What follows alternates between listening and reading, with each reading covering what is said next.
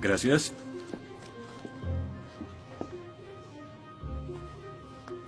Disculpe, señor...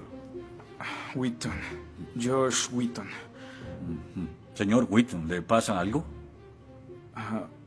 No puedo hacer esto. No puedo hacer lo que pide, soy cristiano. No, no se preocupe, aún puede regresar a su dormitorio, arrodillarse y orar al lado de su cama si quiere. Lo que haga con su vida es su problema, pero lo que haga aquí en la clase es el mío. Yo no puedo. Muy bien, señor Wheaton. Déjeme explicarle la alternativa. Si no puede admitir que Dios está muerto para el propósito de esta clase, entonces tendrá que defender la antítesis de que Dios no está muerto y será enfrente de la clase, en el atril. Y si falla, que de hecho lo hará, perderá esta sección que equivale al 30% de la nota final de este curso. ¿Lo acepta? ¿Quién decide si gano o pierdo la discusión? Pues yo lo haré. Es mi clase. Yo dirijo. La evaluación es mi privilegio. Con todo respeto, pero no creo que sea objetivo. ¿Y qué es lo que propone? Bien... ¿y qué tal ellos? Bien, es interesante, pero ¿por qué darles el poder a ellos? Ya los convenció. Lo que debo hacer es desconvencerlos, para que admitan su error.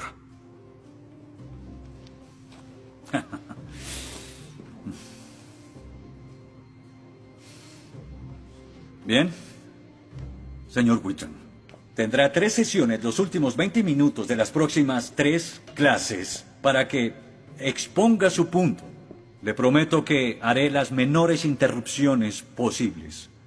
Puede pedir lo que quiera en la clase, pero no le daré más tiempo. Los ateos dicen que nadie puede probar la existencia de Dios. Y tienen razón. Pero yo digo que nadie puede refutar que Dios existe.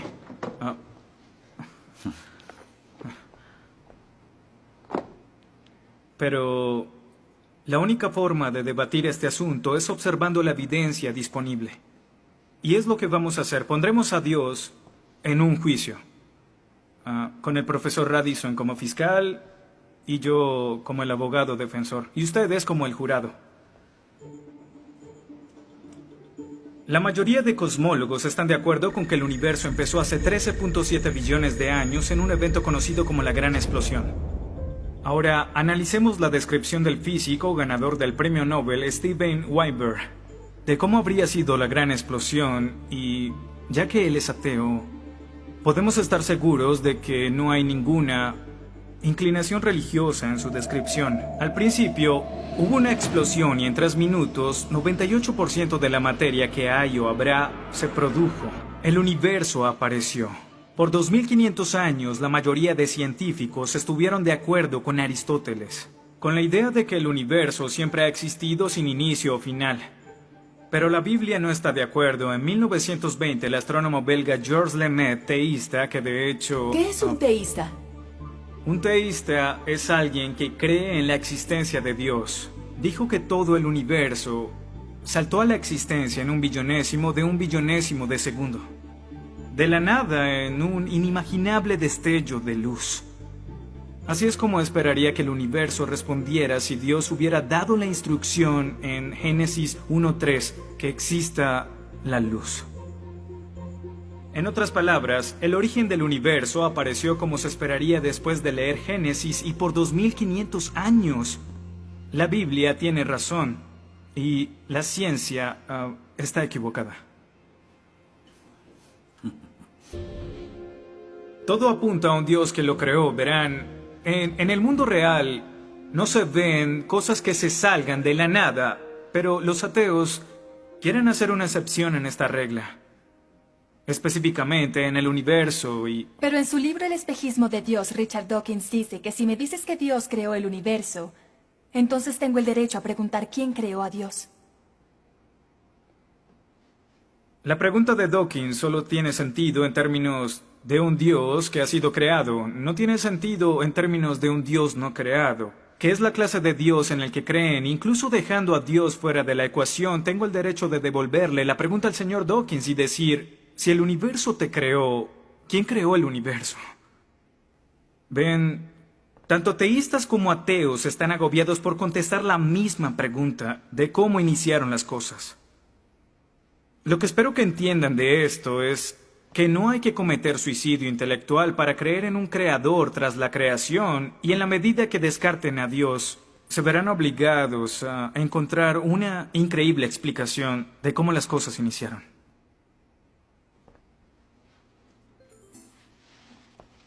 Me imagino que estás satisfecho con tu presentación. Veo que astutamente evadiste el hecho de que Stephen Hawking, el científico más famoso del mundo y no es teísta, recientemente estuvo a favor de un universo autodiseñado.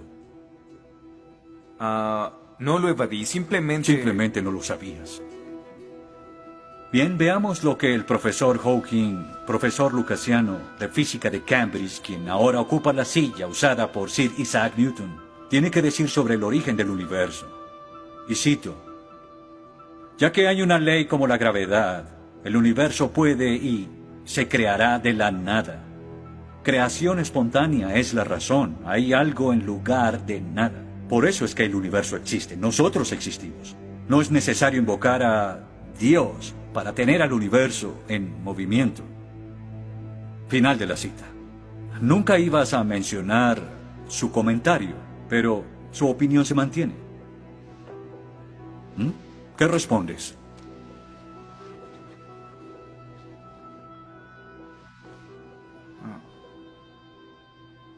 No sé.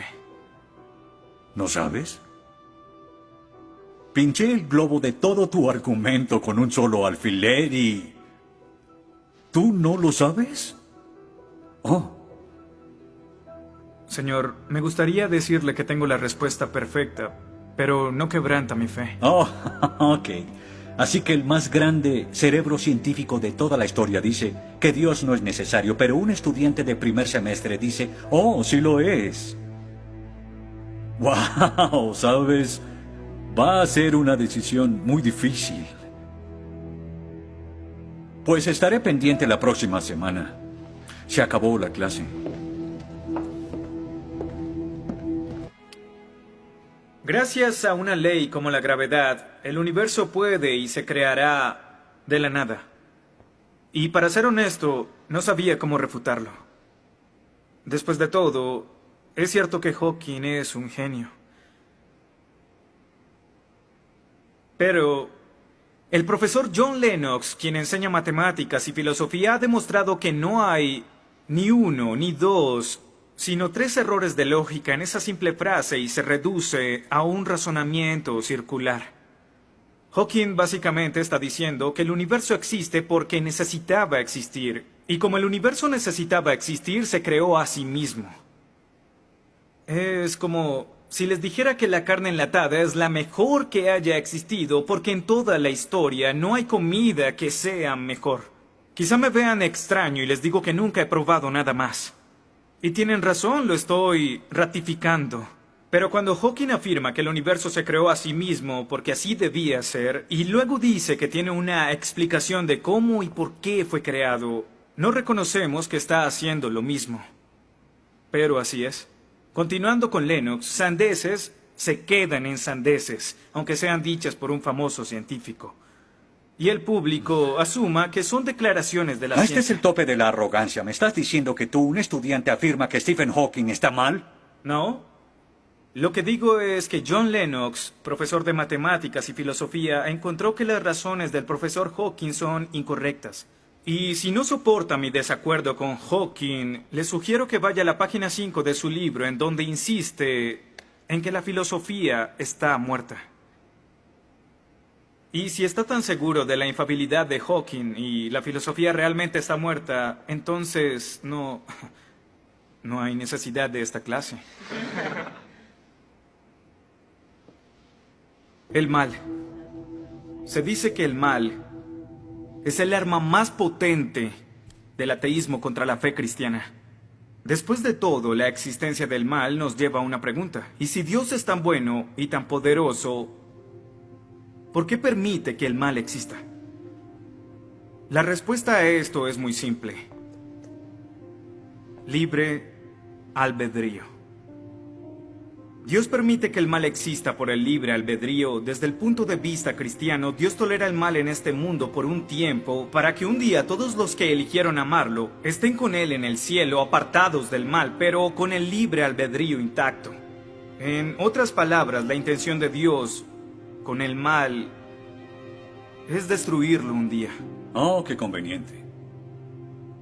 Un día me desharé de todo el mal del mundo, pero hasta ese momento tendrán que lidiar con las guerras, holocaustos, tsunamis, pobreza, hambruna y sida. Que se diviertan. Luego nos enseñará sobre el absolutismo moral. ¿Pero por qué no?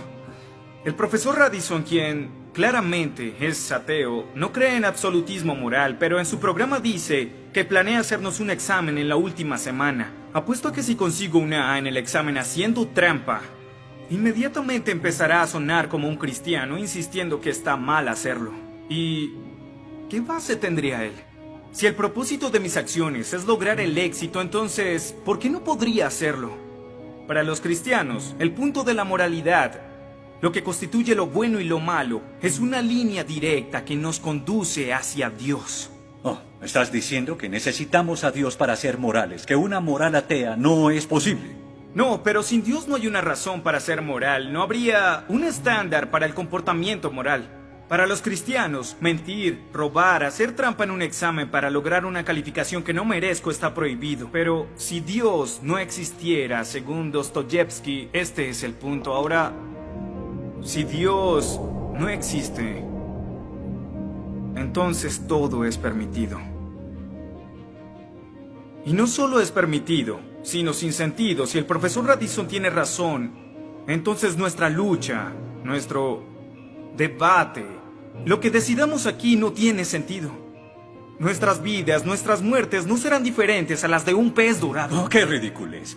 Después de toda tu charla, ¿quieres decir que solo hay una opción? Creer o no creer. Así es. Eso es todo. De eso se trata todo. La diferencia entre su posición y la mía es que usted les quitó su elección. Les exigió que eligieran la casilla marcada con no creo. Sí, porque quiero liberarlos. Porque la religión es como un virus mental que los padres han heredado a sus hijos. Y el cristianismo es el peor de todos. Lentamente se mete en tu vida cuando estás débil, enfermo o indefenso. ¿La religión es una enfermedad? Sí. Sí, infecta todo. Es la enemiga de la razón. ¿Razón? Profesor, usted dejó la razón hace mucho tiempo. Lo que nos está enseñando aquí no es filosofía, ni siquiera es ateísmo. Lo que nos está enseñando aquí es antiteísmo. No es suficiente. Necesita que todos no creamos como usted. ¿Por qué no admites la verdad? ¿Quieres enredarlos en tu primitiva superstición? Lo que quiero es que tomen su propia decisión. Eso es lo que Dios no sabes quiere. cuánto voy a disfrutar reprobándote. Pero ¿a quién realmente quiere reprobar, profesor? ¿A mí? ¿O a Dios?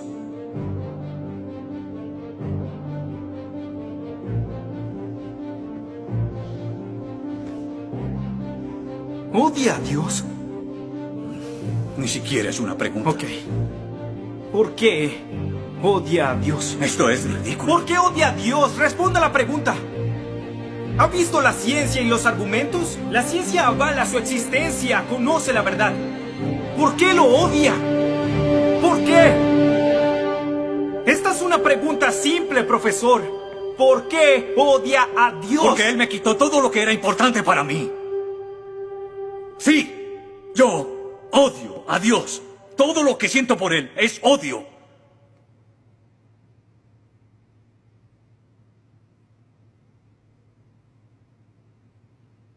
¿Cómo puede odiar a Dios si no existe?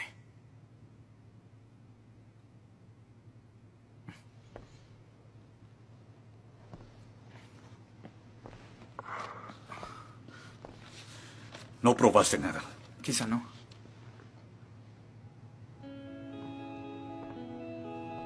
Ellos deben elegir.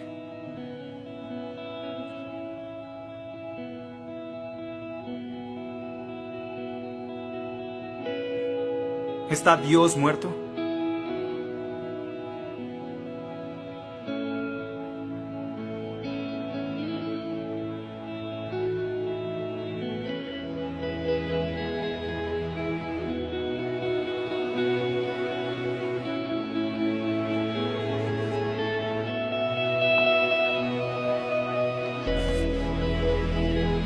Dios no está muerto. Dios no está muerto. Dios no está muerto. Dios no está muerto. Dios no está muerto. Dios no está muerto. Dios no está muerto. Dios no está muerto. Dios no está muerto. Dios no está muerto.